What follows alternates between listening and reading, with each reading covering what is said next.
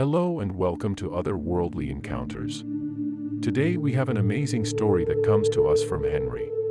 It was the year 1985. I was sleeping in my bed, but woke up when I heard chanting. I looked up at the ceiling and saw four beings who had bald heads and looked like monks. I could only see them from the chest up, similar to how a bust looks. All four were softly chanting simultaneously. Two were chanting, "You are the chosen one," and the other two were chanting, "We have chosen you." They were very monotone sounding, and the rhythm of the chanting was similar to the rhythm of the Simon and Garfunkel song, Scarborough Fair.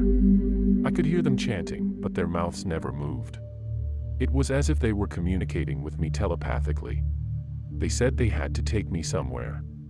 I was not sure where we were going, but soon we were flying over what looked similar to a military cemetery, although instead of headstones, there were white crosses. They called this place the Valley of Knowledge. I was able to look closely at these crosses, and saw what appeared to be symbols on each one, similar to the look of hieroglyphics. As we flew over the crosses, I felt like I was receiving some sort of a download.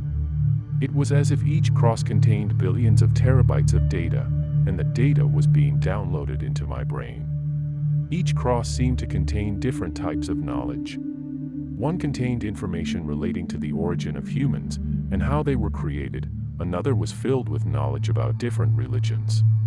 Others were about art, history, politics, wars, human nature, psychology and behavior, science, mathematics, physics, astrophysics, quantum physics and parallel realities. They emphasized strange theories such as a pencil in one dimension could be a garbage truck in another, and I remember them showing me how matter changed constantly, and there were references to Einstein's theory of relativity. I always struggled with math in school, but somehow I was able to understand these complex mathematical equations that were entering my brain at imperceptible speeds.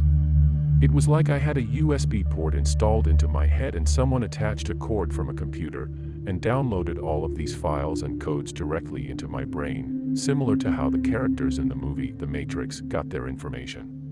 The beings were silent during the download process, which took about 20 to 30 minutes in our time. I saw this information, not with my eyes, but with this brain of mine, which was doing all of the processing.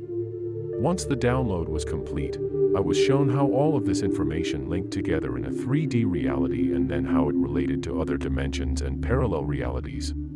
Of note, in 1985, I had never used a computer and knew nothing about computer coding. It wasn't until the late 90s that I got my first computer. A few years later, I had some problems with it, where an entire page of computer code would appear on the screen. I had never seen code like this before, and my first thought was that it was similar to the type of code that was directly downloaded into my head. Now back to the story. I suddenly realized that I had the ability to communicate with them telepathically, so I said to the four of them, "This is so incredible. Why don't you just show everyone?" They began chanting once again. Two were saying, "You must not." The other two chanted, "You will not. We will not let you." They would not understand. They are too primitive and would rebel.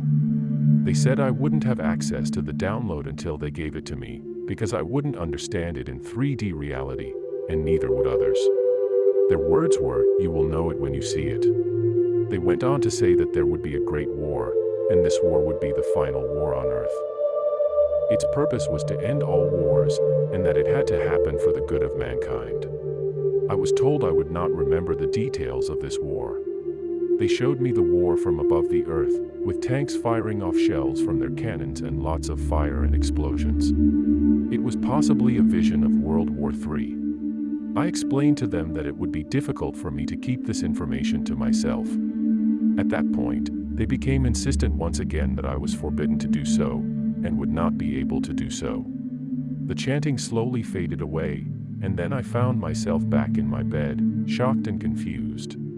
I had a fleeting memory of an important detail they told me, but in 2 seconds, it faded and was gone, just like they said.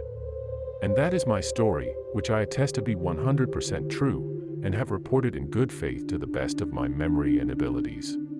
I want to thank Henry for this amazing story, and if you enjoyed it as well, please leave me a comment in the comments section below. Thank you for watching, and please like and subscribe. which will help this channel grow.